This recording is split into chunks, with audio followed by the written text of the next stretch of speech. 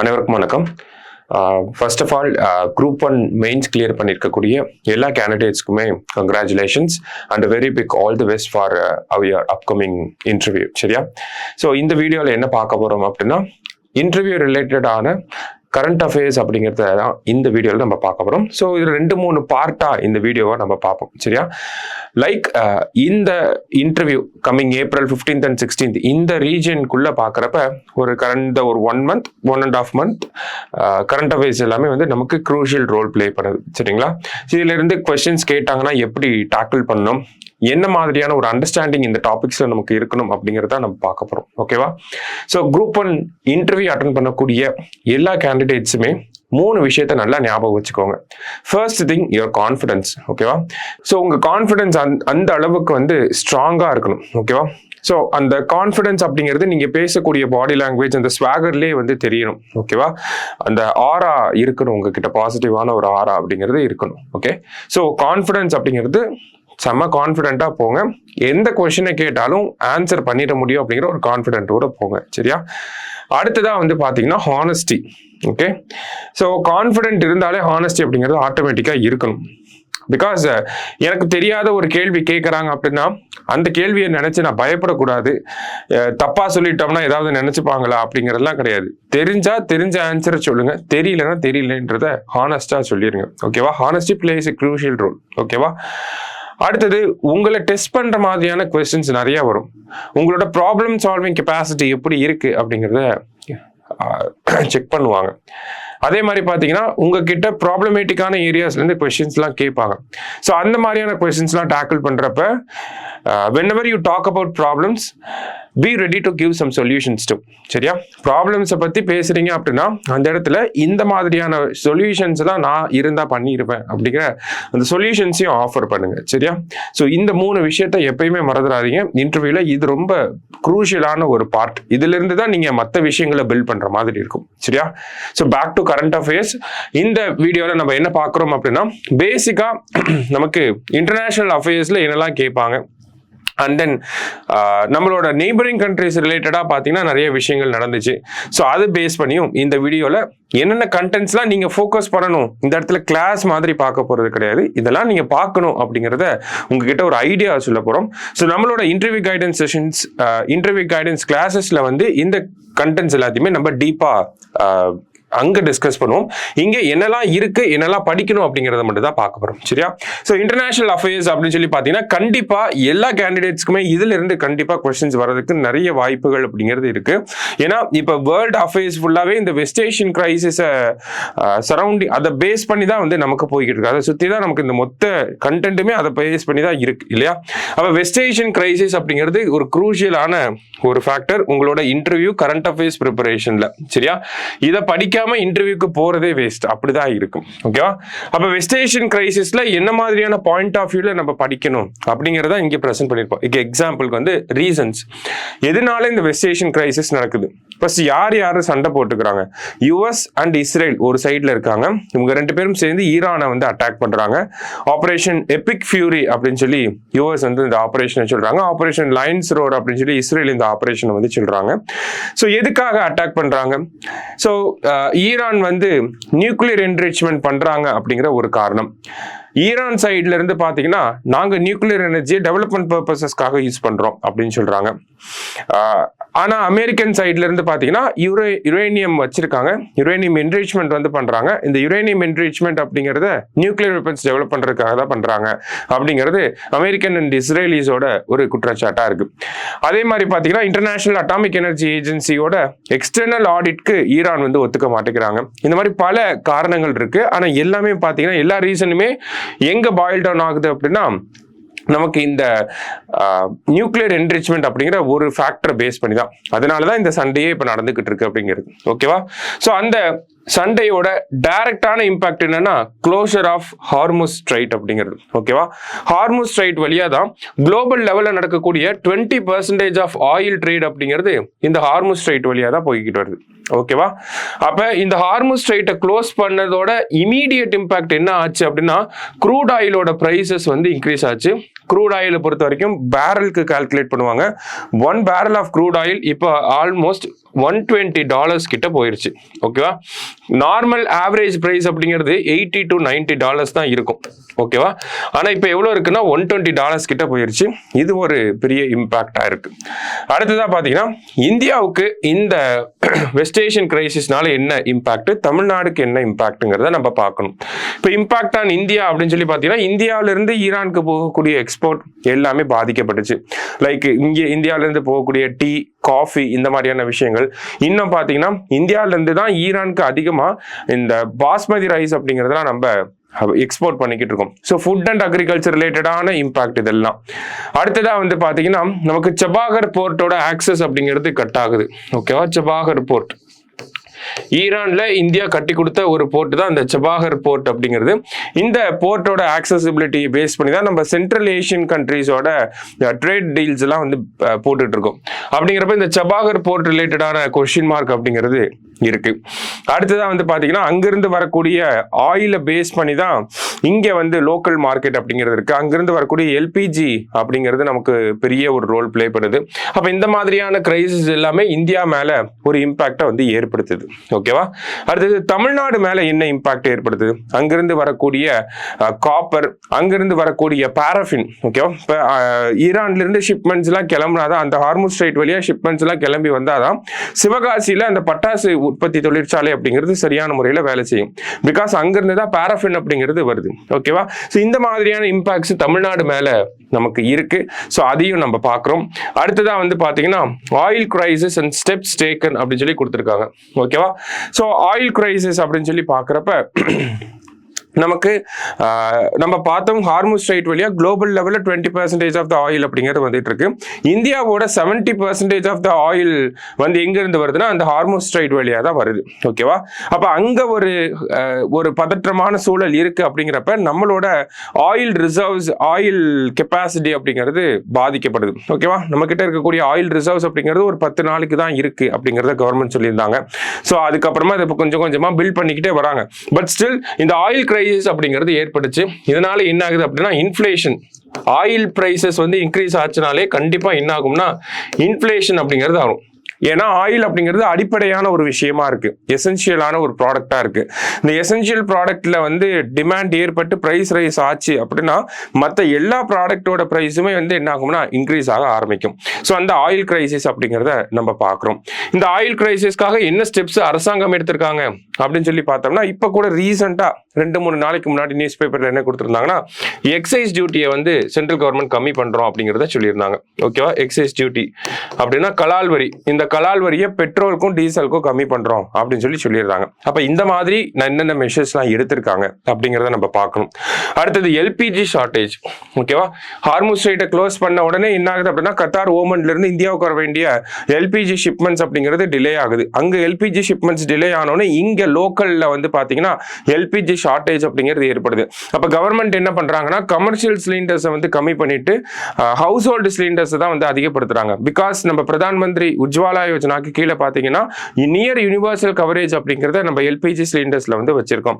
அப்படிங்கிறப்ப ஹவுஸ் ஹோல்டுக்கான தேவையை first satisfy பண்ணிட்டு அதுக்கப்புறம் தான் கமர்ஷியல் சிலிண்டர்ஸை பத்தியே ஃபோக்கஸ் பண்ண ஆரம்பிச்சாங்க. அப்ப இந்த மாதிரியான விஷயங்களை பத்திலாம் நம்ம ஸ்டடி பண்ணியிருக்கணும். சரிங்களா? எல்பிஜி ஷார்டேஜ் ரிலேட்டடா அதுக்கு என்ன மெஷர்ஸ் எடுத்தாங்க? எசென்சியல் கமாடிட்டிஸ் ஆக்டை இன்வோக் பண்ணாங்க. அதுல பிளாக் மார்க்கெட்டிங் பண்றது, ஹோர்டிங் பண்றது, அது எல்லாத்தையுமே வந்து குண்டாஸ்ல அரெஸ்ட் பண்றாங்க. இந்த மாதிரியான மெஷர்ஸ்லாம் வந்து எடுத்திருந்தாங்க. சரியா? அப்ப இது எல்லாத்தையும் எடுத்து நம்ம படிக்கணும். குறிப்பா எசென்சியல் கமாடிட்டிஸ் ஆக்ட் 1955 ரோலை இந்த இடத்துல நம்ம பார்த்து வைக்கணும். சரியா? அடுத்ததா வந்து பாத்தீங்கன்னா டிப்ளமேட்டிக் என்கேஜ்மெண்ட் ஆஃப் இந்தியா அப்படின்னு சொல்லி கொடுத்திருக்காங்க.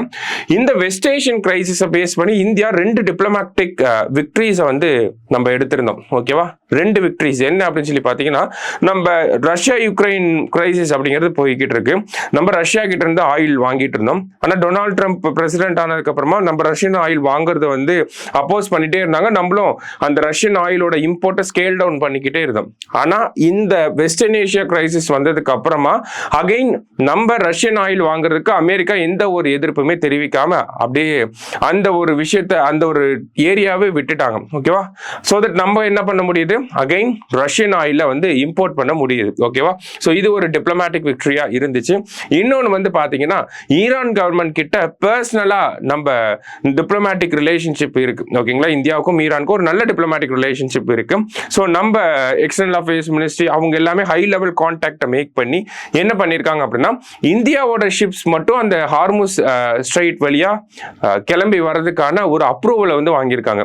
ஈரான் வந்து பாத்தீங்கன்னா India, Sri Lanka, China, Russia and then இந்த மாதிரி பாகிஸ்தான், இந்த மாதிரி ஒரு சில கண்ட்ரிஸோட ஷிப்ஸ் மட்டும் ஹார்முஸ் ஸ்ட்ரைட் வழியா போகலாம் அப்படின்னு சொல்லி அனுமதி கொடுத்துருந்தாங்க. அதுல இந்தியாவோட ஷிப்பும் இந்தியாவோட வெசல்ஸும் வந்து பாத்தீங்கன்னா ஹார்முஸ் ஸ்ட்ரைட் வழியா வரலாம் அப்படிங்கிறது ஒரு பாசிட்டிவான விஷயம் தான். ஸோ அந்த மாதிரி டிப்ளமேட்டிக் விக்டரிஸ் அப்படிங்கிறது இந்தியாவுக்கு நிறைய இருக்கு.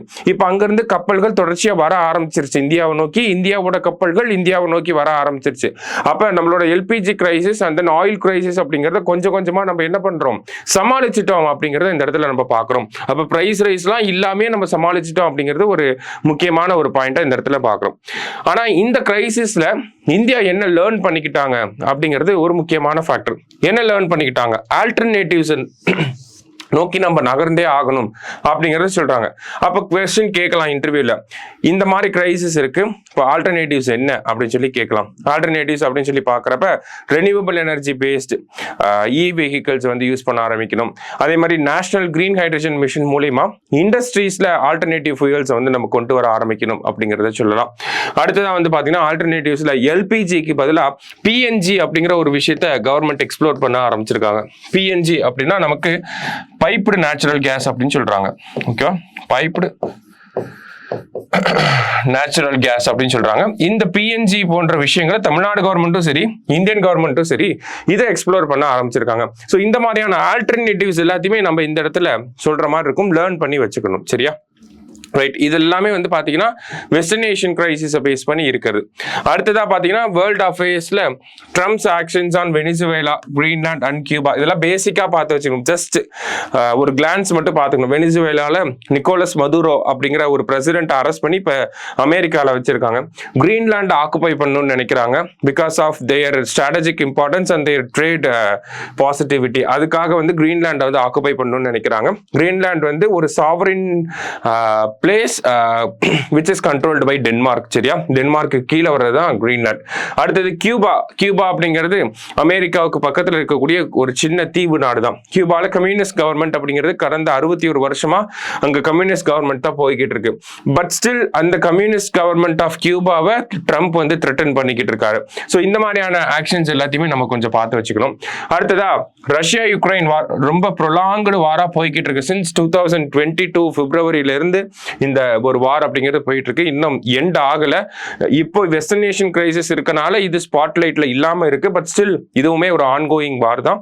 அப்ப அதை பத்தி நம்ம பார்த்து வச்சுக்கணும். அடுத்தது declining gold prices amidst West Asian crisis. அதாவது பொதுவா வந்து பாத்தீங்கன்னா எந்த ஒரு கிரைசிஸ் குளோபல் லெவல்ல நடந்தாலும் கோல்டோட விலை இன்க்ரீஸ் ஆக தான் செய்யும். ஆனா இந்த வெஸ்டர்ன் ஏஷியன் கிரைசிஸ் டைம்ல மட்டும் என்ன ஆகுதுன்னா கோல்டோட விலை டிக்ரீஸ் ஆகிக்கிட்டே இருக்கு. அதுக்கு வந்து என்ன காரணம் அப்படின்னா இன்ட்ரெஸ்ட் ரேட் வந்து அதிகமா இருக்கு. இன்ட்ரெஸ்ட் ரேட் அதிகமா இருந்துச்சு அப்படின்னா கவர்மெண்ட் பாண்ட்ஸ் மேலதான் அதிகமான இன்வெஸ்ட்மெண்ட் போகும். அதனால கோல்டோட விலை டிக்ரீஸ் ஆகுது. ஸோ இது இன்னும் டெக்னிக்கல் டீடைல்ஸ் உள்ள போய் பார்க்கணும் நம்ம. பட் ஸ்டில் இந்த மாதிரியான கொஸ்டின்ஸ் கூட நமக்கு இன்ட்ரெஸ்டிங்கா ட்ரிவியா மாதிரி கூட நமக்கு கேட்க முடியும். ஸோ இந்த ஆஸ்பெக்ட்லயும் நம்ம கொஞ்சம் பார்த்து வச்சுக்கணும். ஓகேவா? அடுத்ததா வந்து பாத்தீங்கன்னா geopolitical view point of Western Asia. அதாவது ஒரு மேப் பெர்ஸ்பெக்டிவ்ல இந்த ஒரு இஷ்யூவை பார்த்து வச்சுக்கோங்க. இப்படி பார்த்தீங்க அப்படின்னா இன்னும் கொஞ்சம் கிளியர் பிக்சர் அப்படிங்கிறது உங்களுக்கு கிடைச்சிடும் இந்த வெஸ்டர்ன் ஏஷியன் கிரைசிஸ்ல. இப்போ எக்ஸாம்பிளுக்கு வந்து பார்த்தீங்கன்னா நமக்கு இங்கே தான் வந்து ஈரான் அப்படிங்கிற கண்ட்ரி இருக்கு. இங்கே தான் இஸ்ரேல் அப்படிங்கிற கண்ட்ரி இந்த பிளேஸ்ல இருக்காங்க. சரியா? இவங்க ரெண்டு பேரும் தான் அந்த major escalators of this war அப்படின்னு சொல்லி நம்ம பார்க்குறோம். அமெரிக்கா இங்க இருக்கக்கூடிய யூஎஸ் பேசஸ்ல இருந்து அமெரிக்கா வந்து ஈரான் வந்து அட்டாக் பண்ணிக்கிட்டு இருக்காங்க. சரியா? இப்போ நம்ம சொல்லக்கூடிய இருக்கக்கூடிய முக்கியமான ஒரு விஷயம், வெஸ்டினேஷன் கிரைசிஸ்னால ஏற்பட்ட முக்கியமான ஒரு விஷயம்னா இந்த ஹோர்முஸ் ஸ்ட்ரைட் வந்து க்ளோஸ் ஆனதுதான். ஓகேவா, இங்க இருக்கக்கூடிய ஹோர்முஸ் ஸ்ட்ரைட். ஸோ இந்த ஹோர்முஸ் ஸ்ட்ரைட் வழியா தான் என்ன ஆகுது அப்படின்னு சொல்லி பார்த்தீங்கன்னா, இது ஃபுல்லாவே ஜிசிசி கண்ட்ரீஸ்லாம் வந்துருவாங்க. கல்ஃப் கோஆபரேஷன் கவுன்சில் எல்லாமே ஆயில் எக்ஸ்போர்ட்டிங் கவுன்சில் கண்ட்ரீஸா இருக்காங்க. இங்கிருந்து தான் ஆயில் ஷிப்மெண்ட்ஸ் எல்லாமே இந்த வழியா தான் நமக்கு வெளியே வந்தாகணும். சரியா, இதுதான் வந்து ஸ்ட்ரைட் ஆஃப் ஹோர்முஸ் அப்படின்னு சொல்றாங்க. பெர்ஷியன் கல்ஃபையும் நம்மளோட அரேபியன் சீயும் கனெக்ட் பண்ணக்கூடிய ஒரு சின்ன நேரோ சோக் பாயிண்ட் தான் என்னது இந்த ஸ்ட்ரைட் ஆஃப் ஹார்முஸ் அப்படிங்கிறது. இப்போ இதை பிளாக்கேட் பண்ணிட்டாங்க அப்படின்னா இங்கிட்ட எதுவுமே போகவும் முடியாது, வரவும் முடியாது. இது வழியாக தான் என்ன ஆகுது அப்படின்னா குளோபல் லெவலில் 20% ஆஃப் த ஆயில் ட்ரேடும், இந்தியாவோட 60 to 70% of the oil and LPG டிராஃபிக்கும் இதுல இருந்து தான் வந்து நமக்கு போயிட்டு வந்துகிட்டு இருக்கு. ஓகேவா, ஸோ அப்போ இப்படி இருந்த ஒரு ரீஜன் தான் வந்து நமக்கு இம்பார்ட்டண்ட்டான ஒரு ரீஜனாக இருக்கு இன் டேர்ம்ஸ் ஆஃப் இந்த வெஸ்டினேஷன் கிரைசிஸ்லேயே.